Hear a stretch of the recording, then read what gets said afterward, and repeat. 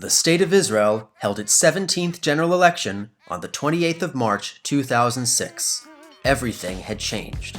In 2005, after 5 years and thousands of dead in the Second Intifada, Prime Minister Ariel Sharon concluded that the only solution was the establishment of a Palestinian state. 2 years after dismissing Labor's proposal to withdraw unilaterally from the territories, Sharon brought Labor into the government, expelled his conservative coalition partners, and began implementing withdrawal.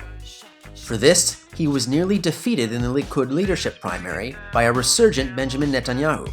In order to prevent rampant partisanship from sabotaging the new peace plan, Sharon left the Likud and formed the moderate Kadima with former Prime Minister Shimon Peres.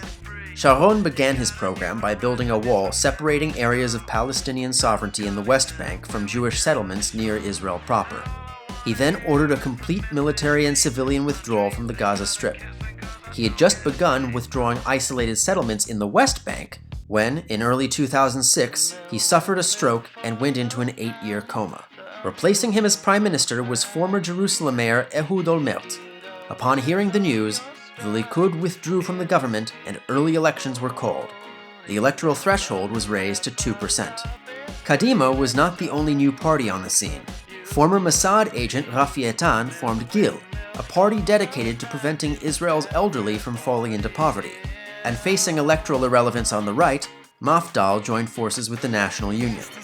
Meanwhile, on the left, One Nation finally merged with Labor, and its leader, Amir Peretz, became Labor's new head. The party was further strengthened by the collapse of Shinui. And here are the results. Kadima won, with 29 seats, followed by Labor with 19, the Likud and Shas with 12 each, and Yisrael Beitenu with 11. All other parties received a combined total of 37 seats.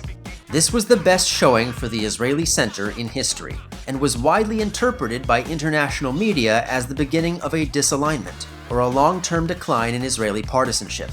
In reality, it was the beginning of a trend in which voting habits would be less determined by ideology and much more personality-driven. President Moshe Katsav awarded the mandate to Olmert, who formed a government with Labor, Shas, and Gil.